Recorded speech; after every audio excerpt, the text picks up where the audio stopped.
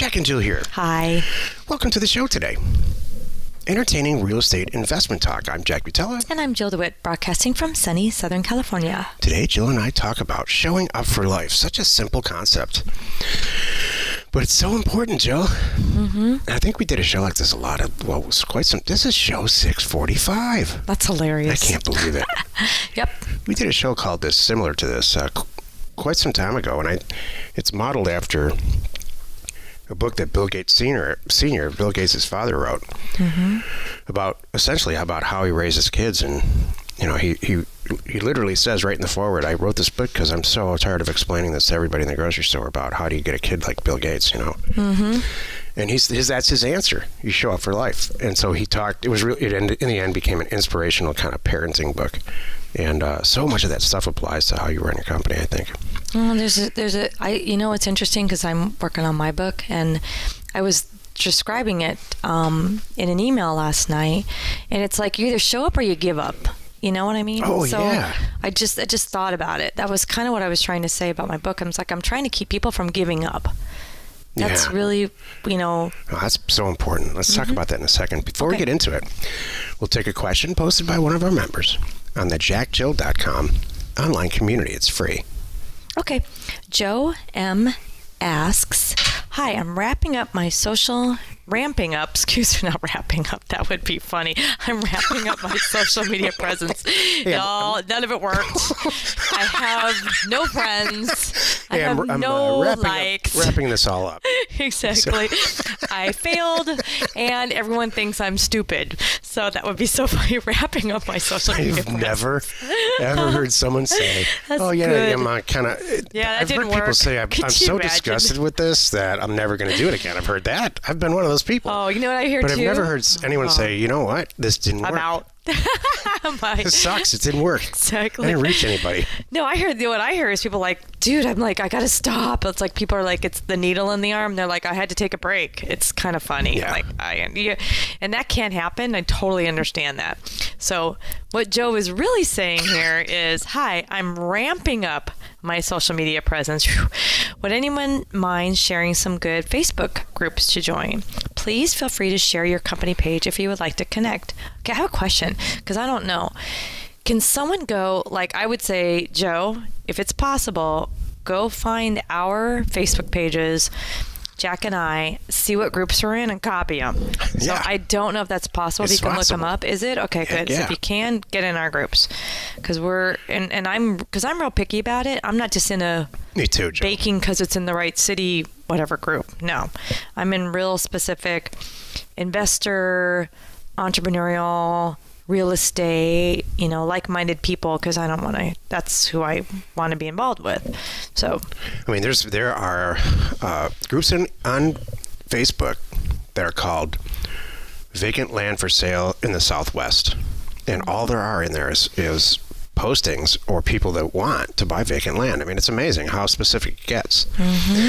The other thing about Facebook that is truly amazing, and YouTube is actually getting like this now, times 80, is the ability to advertise an asset that's geographic specific. So you can really take a property in some county in rural Indiana, and reach all the people right when they get on their phone. However they use Facebook, right when they get on their phone, they get a pop-up of your ad. Vacant land for sale in 85, whatever the zip code is. Cabin site. And so it really, really is effective. Now, that said, bear in mind the group that you're marketing to. They're not in there to buy property the way that I just described it at all. But it's all, still reach. Unlike Facebook, unlike email, it's reach, Jill. That's it. You nailed it. Unlike email, you can get in a lot of trouble doing that. But for whatever reason, social media is still, they make up the rules because they own the site. You know what I think, though? Because I think 100% Facebook is an opt-in situation. Your email is not necessarily an opt-in situation. Right. Same thing with LinkedIn. LinkedIn's a great place to do this, too. There's nothing better than YouTube, in my opinion. Yeah. I still go back. Facebook, it just reaches all kinds of things. Twitter I love second. Instagram is a pain in the rear, so I have a love-hate relationship with them because the way you post things is kind of nutty. Right, me too. Pinterest, I again love-hate relationship. That just takes some of these take so much time to really get good at them. So Well, I mean, that leads me to my final point on social media before we get to the meat of the show. You got to pick one and just do it really well. One or two. And then add. And I'll tell you, we've chosen YouTube, and we're about to ramp it up times 80, and here's why. If you're sitting in rural Indiana, and just by the location of where you are, and you type in certain stuff, like let's say tiny houses, or living off the grid, or you want to watch videos about how to get into the real estate business, those are, I mean, that's like 19 birds with one stone for anyone who's marketing real estate. Or you're sitting in rural Indiana and you type in how to buy a new house. I mean, if you have a house for sale or a piece of property for sale, that's going to show up on every single video that they watch as a commercial. Mm-hmm. So you have to, I mean, it is so target specific. It is truly an amazing tool for very, very, very little amount of money. So I would heavily recommend starting or getting involved in YouTube to sell real estate. We have a lot of success doing that. Yeah. Get them all, Joe. Go get all the coordinating as you're starting your business and setting this up here. Go get all the coordinating names now, because in a perfect world, you're going to be too busy later. So if yours is, Joe's Land, go get Joe's Land on every social media platform and just have it. And watch some classes. Watch some other people doing it on YouTube so that, and make sure the videos are recent, because the stuff changes on there all the time, weekly. Mm-hmm. Make sure you learn how to do it right. And then it's just a waste of time. But I would really...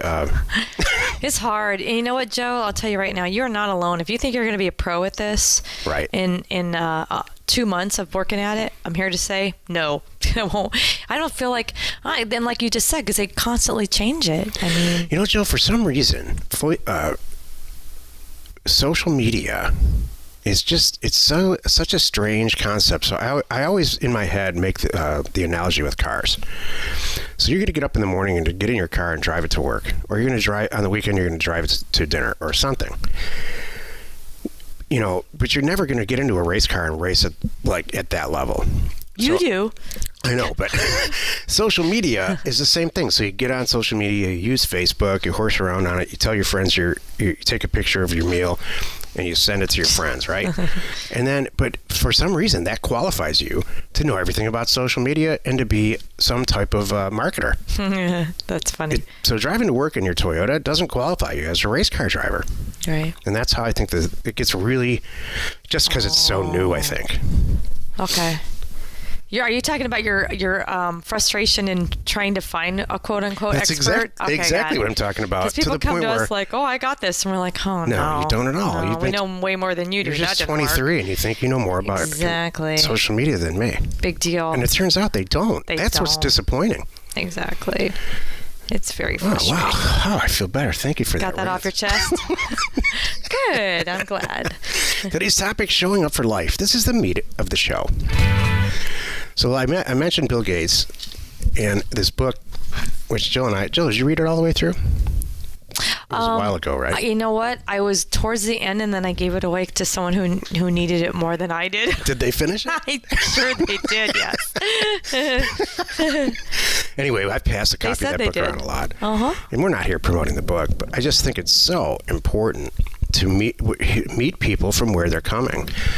We have so many members at so many different levels. Some of them are brand new, and some of them are really far along in their careers, and they're just adding now mailers like we do. So showing up for life doesn't just mean showing up to a classroom and grabbing a back seat, opening a book that you want to read, or horsing around on your phone and really not listening or paying attention to what's going on. And I see most people doing that.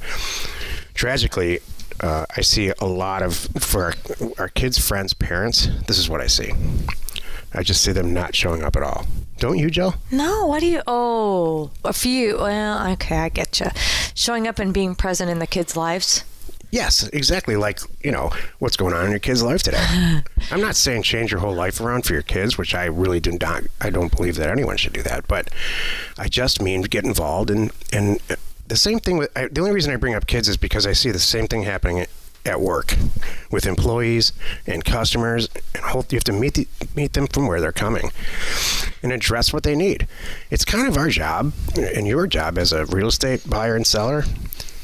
You know All what? the people that you come across, you have to see where they're coming from and address what's going on. You know what's interesting though about especially the kids thing? It's hard because if they don't want help and they don't want your involvement, they're not going to take it, and you're wasting your time. Have you not noticed that? Yeah, you're completely right, and I'll tell you that stems from, if you really ask them, and I have, that stems from their lack of confidence in you. Or the fact it stems from some other thing, which is why they're acting it all out. Like how did this become a counseling session about me? Not you. Well, like, what are you wait a talking minute. about? This has nothing to do with you, Jill. Okay. Nothing. It doesn't stem from you. I don't mean you, like you, Is Jill. this showing up for life, Jill? No. Is that what this topic I'm is? not even addressing that. Oh my goodness. I just mean, like, the kids. Not our kids, but kids in general. It's just been going on since caveman times. They don't understand where their parents are coming from, and it's our job to kind of explain it. That's funny. I mean, I'm trying to tie it into this, but I have some friends that are just overkill. Two I can think of in particular that they're too much in everybody's lives. You know what? And that's probably the same as in work. Like if you're going to micromanage, that's overkill and too much, and now you're going to ruin it the other way. Then no one's going to get anything done, and no one will know how to do anything without you standing right there behind them saying, click here, push that, whatever. Exactly. So, I mean, if you want to have a real estate career, or you already have one and you want to take it to the next level, you just got to show up for it. Doesn't that sound silly and simple? Yeah. It's not, though. Well, I know. You got to plan it out and sit down and put the hours in and get a calendar together. Yeah. Like goals, setting goals, work them backwards. I always think about that. Where do you want to be in a year, 5 years? It's not crazy. And take it seriously. That's all. It's like so funny when you really sit down. No idea is really that crazy. I'm sure there's people.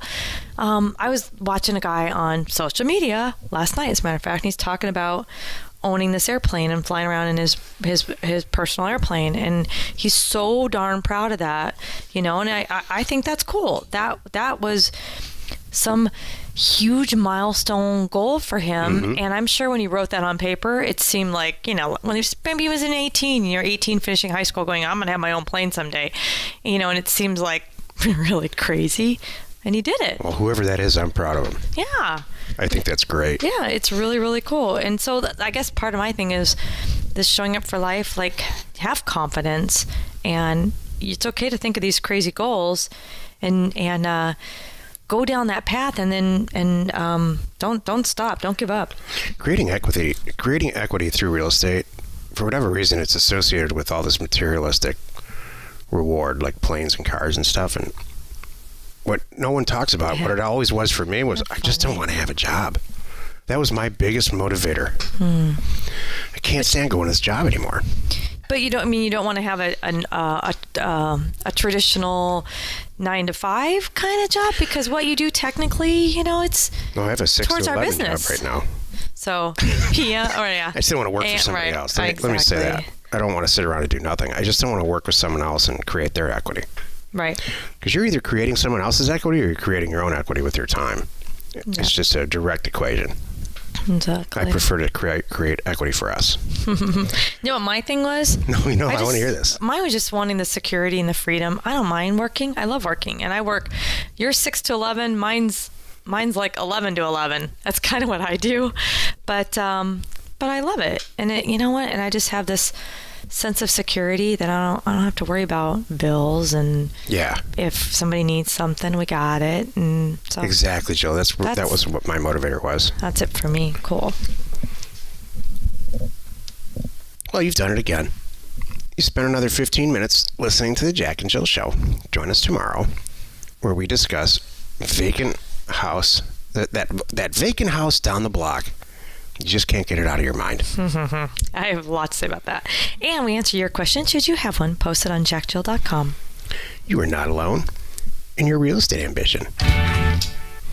I have story after story after story about vacant houses down the block and how they destroy people's real estate careers. Like, yeah, weeks, days, weeks wasted trying to figure out the owner and the situation. And it's been like this for a year. Wow, how come no one's got to it? Oh, they have. Boy, have they. I tell ya. Hey, and share the fun by subscribing on iTunes or wherever you're listening. And while you're at it, please rate us there. We are Jack and Jill. Information and inspiration to buy undervalued property.